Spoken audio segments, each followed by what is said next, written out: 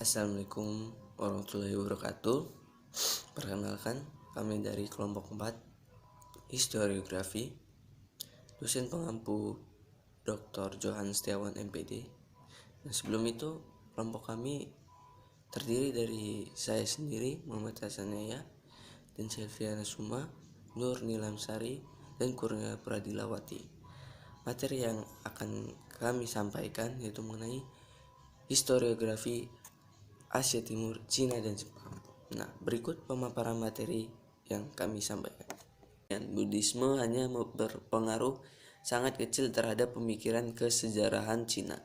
Masa awal zaman ini merupakan zaman besar kedua pemikiran kreatif Cina.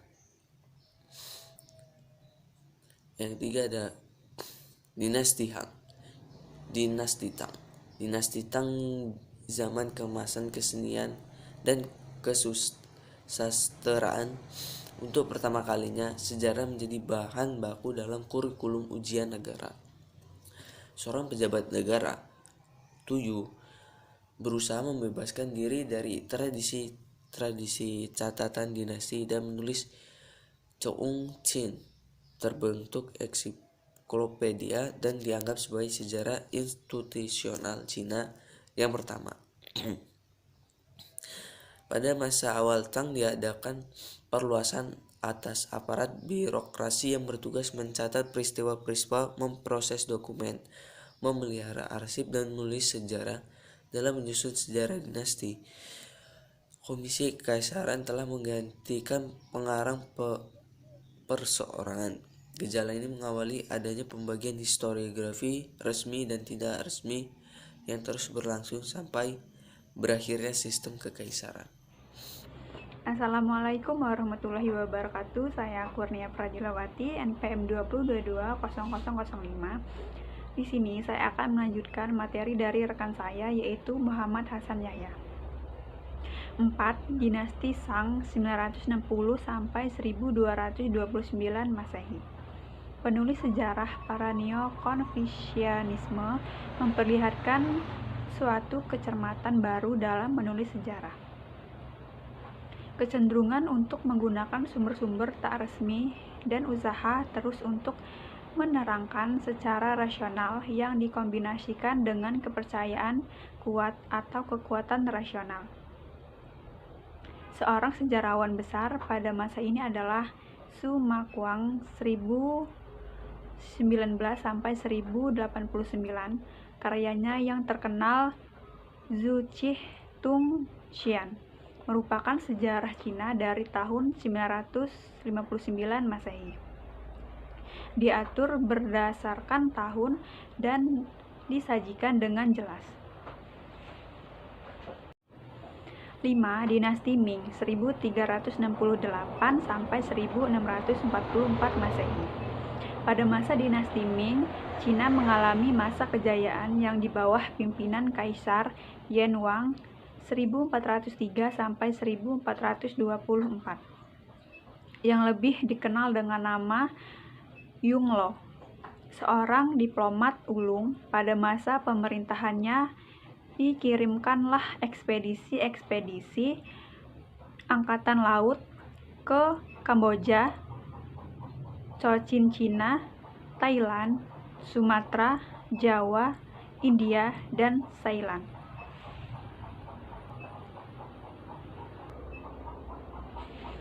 6. Dinasti Macha Qing 1644 sampai 1911 Masehi.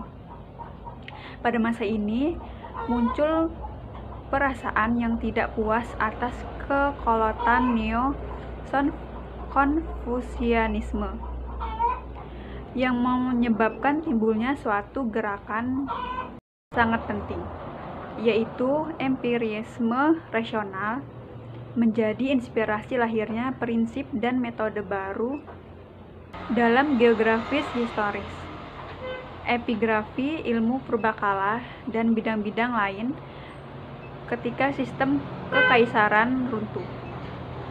Metode dan semangat ketika sistem kekaisaran runtuh. Metode dan semangat keraguan sejarawan pun tergambar secara luas dalam modernisasi historiografi Cina. B. Perkembangan historiografi Cina. Pandangan orang Cina tentang sejarah, istilah Xi atau sejarah dalam terminologi Cina memiliki bermacam-macam arti. Konsepsi Cina mengenai sejarah ditentukan oleh unsur-unsur tertentu dalam pandangan orang Cina mengenai dunia. Bidang dan tujuan historiografi.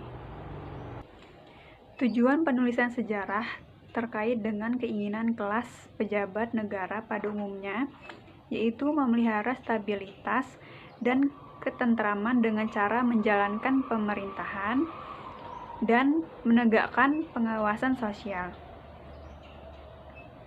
Memelihara kekolot Konfusianis, memelihara etika-etika dasar Konfusianis dalam masyarakat. Pada bidang kesusasteraan dan kesenian, serta melindungi kedudukan golongan literati. Metode sejarah, metode yang digunakan sejarawan Cina dapat dibagi menjadi dua kelompok, yaitu yang pertama metode pencatatan terjadi kejadian kontemporer. Para sejarawan istana bertugas mencatat setiap hari segala peristiwa istana. Dari masa ke masa, sejarawan istana mengedit dan mengambil intisari catatan sehari-hari serta menyusunnya berdasarkan urutan waktu kronologis. Selanjutnya yaitu modernisasi historiografi tradisional Cina yang telah berlangsung kurang lebih 1000 tahun terhenti karena adanya beberapa hal yang mempengaruhi perkembangan, yaitu terjadinya fase-fase runtuhnya sistem kekaisaran di Cina dan masuknya pengaruh barat. Gerakan pembaruan sejarah Cina mulai nampak pada gerakan 14 Mei 1909 Masehi. Selanjutnya C. Perkembangan historiografi tradisional di Jepang. Historiografi tradisional Jepang dapat dikategori menjadi 3, yaitu 1. Zaman pertengahan. Menjelang abad ke-12, karya-karya sejarah Jepang banyak dipengaruhi oleh konsep-konsep karma dan keselamatan dari Buddhis. Sejarah pahlawan yang paling terkenal adalah mengenai perang antara Minamoto dan Haitara.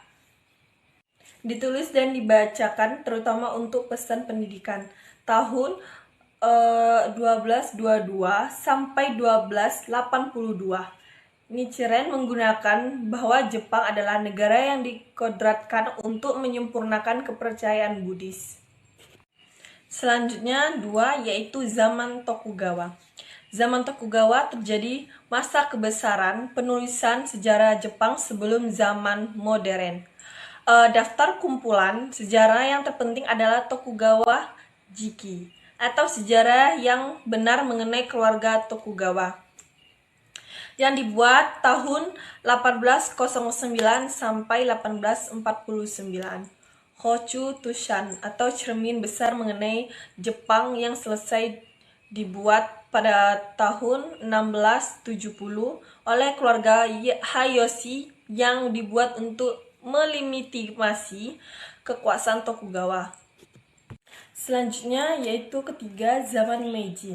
Masa ini adalah masa peralihan dari historiografi tradisional ke historiografi modern. Karya yang penting pada masa ini adalah Koji Ruin atau ensiklopedia hal-hal kuno. Di sini saya akan melanjutkan materi yang telah disampaikan oleh Nur Nilamsari. Selanjutnya yaitu D. Perkembangan historiografi modern di Jepang. Historiografi modern Jepang zaman permulaan. Historiografi modern ditandai oleh hasil yang nyata menurut 4 garis besar sebagai berikut. Kesempurnaan dari suatu metodologi sejarah modern. Penulisan studi monografi secara khusus mengenai pranata dan aspek-aspek yang khas dari peradaban Jepang. Persiapan survei sejarah secara umum. penerbitan buku-buku referensi dan bahan-bahan sumber. Historiografi Jepang pasca Perang Dunia.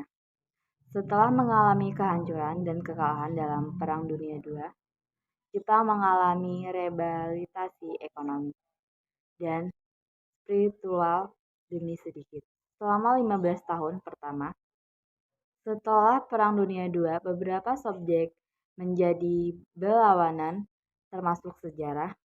Adapun perubahan-perubahan yang terjadi antara lain, ekstrim sosialis di mana bangsa dan kaisar keduanya ditolak secara total oleh masyarakat, tema-tema umum perjuangan melawan feodalisme, absolutisme, fasisme, dan kapitalisme, perkembangan historiografi Jepang semenjak tahun 1950 antara lain, terbit Encyclopedia baru, sejarah-sejarah survei baru, dan karya-karya penelitian dasar. Seluruh literatur sejarah Jepang pada hakikatnya telah diperbarui seri dokumen baru yang menyusuri lebih dalam sampai masalah-masalah kecil mengenai kegiatan pemerintahan maupun ekonomi dengan kecermatan dan ketetapan yang baru. Sangat empiris dan sedikit sekali dipengaruhi oleh masalah-masalah yang biasa penafsirannya.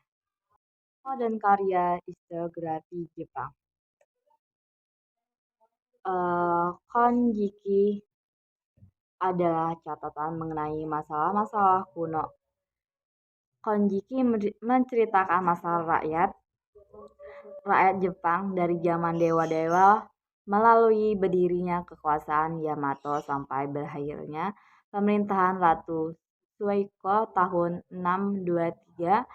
Keluarga kekaisaran mengajukan haknya untuk berkuasa karena keturunan langsung dari Amaterasu, Dewa Matahari, Nihon Shoki 720 atau Babad Jepang.